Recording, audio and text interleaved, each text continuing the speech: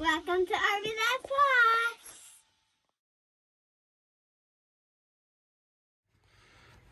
Okay, so we're back here at the rear of our bus. We have our back bedroom and then we have our bunk room. And just the way that things line up in our bus, we put our air conditioning units in the holes for the emergency hatches. Now with our floor plan, the bunk room and the back bedroom and the bathroom all needed to be certain lengths. Really, the back bedroom was the one that could grow and shrink because we have to accommodate the size of the mattress. We need to accommodate the size of the shower, the placement of the shower for the drain in relation to the frame of the bus, the toilet, and the drain for the sink all need to be accessible underneath the bottom of the bus. So when you're planning your conversion, you really have to be aware of where things line up. And sometimes, like this, it doesn't really work in your favor. So the hatches are actually, the back of the hatch is right about here. So we have our AC pushed as far backwards as we can. And the reason we did that is because if we pushed it forward, then the bunk room would have had the AC and the back bedroom wouldn't have had anything. And that's not necessarily a situation that we wanted where our kids were freezing and we're in the back of the bus on fire. So what we opted to do, or what I opted to do, is to place it right in the middle. And so this is just how it worked out. This is the output side of the AC unit. And this is the intake side. So our hope is that so far what we do is, rather than have both ACs running like crazy, what we do is we shut this bunk door, and that lowers our square footage to just use one AC. This is probably like 200 square feet in here, and it works really good. And that way we can leave the door open. There's really no need to like shut that door, or our kids can, we're next to the kids. They're still pretty small. They're scared of the dark. So unfortunately, what we can't do is we can't use this. Now, sorry, I have the fan on, so it makes a little noise. Our Furrion AC units have this contraption here that basically sucks in air here and blows it out here. I can't cut it in half. That would never look right. It just wouldn't work. So what I'm doing is I came up with this. So what we're gonna do is we're just gonna use some regular old register covers. And so this is a 14, because the hole for the AC, standard hole, is 14 inches. So we have 14 inch, this is a 6-inch register. And so what we're gonna do is we're gonna do something like, I gotta hold it with my hand. Something like that. I think that'll look pretty acceptable. But the one thing that we need to do is we need to prevent the AC from blowing out air and sucking it right back in. So we want all the cold air to come out and the hot air on this side. So what I'm doing is I just took, these are actually like insulation for like copper, like if you have a cold or hot line copper. So this stuff right here. And you can see it's hollow, and there's also like it's already pre-cut if you need to split it. And so what I'm doing is I'm just shoving this in here and sealing up this. And then I've gone ahead and shoved a piece of that tube up in here, and that's sitting right on top of the middle. So the middle has a divider. This is blocked off, and this, I'm gonna cut one more piece and put it in here. And that way it can only suck from here and it can only blow out from here. We'll put a register on each side and that'll look great. We really have been struggling with what we're going to do with these. It's kind of ugly. So I think this is probably the best thing that we can do given our situation. So that's what we're doing.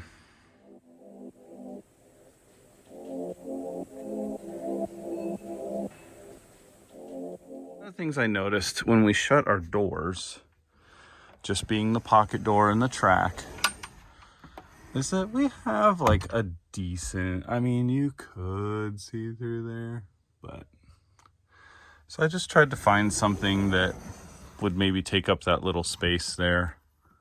And this is kind of what I came up with. So that's how we shut those. They're pretty tight because we don't want the doors to move while we're underway. So I ended up finding this in the insulation section. It's called Brush Pile Weather Seal. It's a 1/4 inch by 3/8. It's pretty long. And this is what it looks like. It's got a nice little like brushy edge on the end of it. And I gave it a shot. We'll probably leave it there because I feel like it creates a nice little brushed edge up here, and we just got to get it to stick a little bit better. It's not really sticking that well, but we'll see. But it just kind of helps a little bit. I don't know. I mean, am I splitting hairs here? I feel like it just kind of helps a little bit. So we'll throw that in there, see what happens. The next thing that we want to do is we want to secure our fridge. So one of the problems that we're having is the fridge kind of moves around. We've been using a little ratchet strap to that there, and it works well. The only problem is it still allows it to move a little bit side to side. And so what we're going to do is we're just going to put some little track. We'll take some 1x1 wood, wrap it in some carpet, screw and glue it down into the floor. And that way it doesn't come in contact with our countertop here. It's kind of, if I hit the brake too hard, it slides forward, starts rubbing on here. So we're just going to put a little track on the floor on both sides. That way it just keeps it nice and centered. Anything you can do for stability for the fridge is going to be great. It's kind of one of those things that, like, man, if we got in an accident and the fridge comes, attacking us.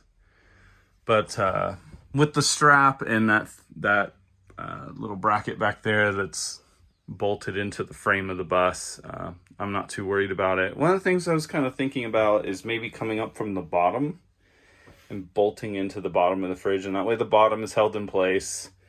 And we've got it attached at the top, and that should make me feel a little bit better.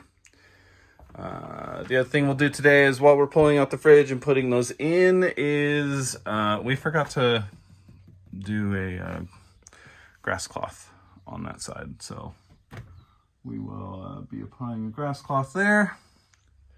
Just little trim things that we have been finding in the bus here and there. So that's our game plan for today, is just finish up little trimmy things, finish up little carpeting.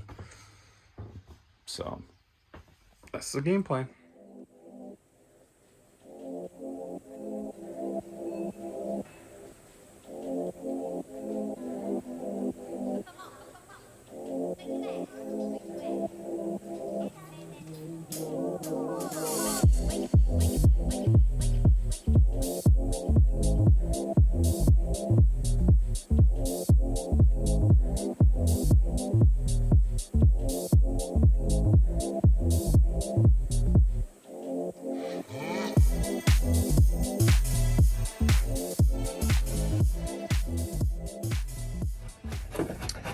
All right, everybody.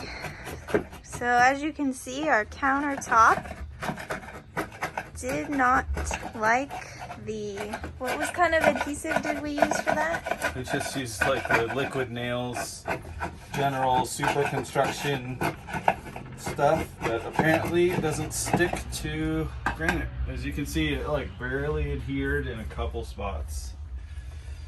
So apparently they make marble and granite adhesive that probably has some type of like epoxy stuff to it that would help it stick to this and stick to that. So I'm just very loosely scraping off the old stuff, and we'll put a hole we'll put a tube on this side and a tube on that side and give it the old, that's not going to go anywhere. And hopefully that sticks, because we noticed that our countertop wasn't stuck. The old sniffer test, and it definitely is some type of epoxy. The scent is very strong.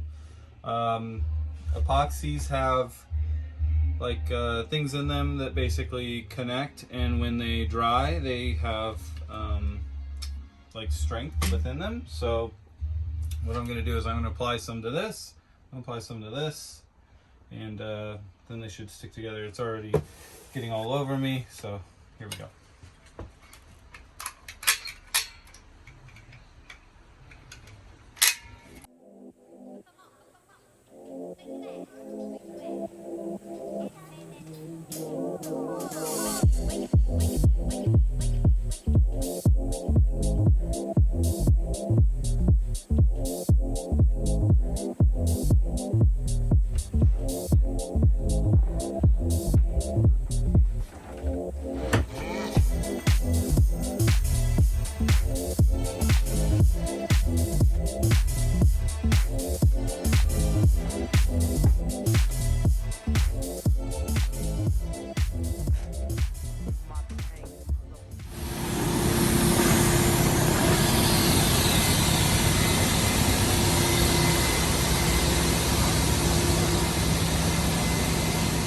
Thanks for watching. Subscribe.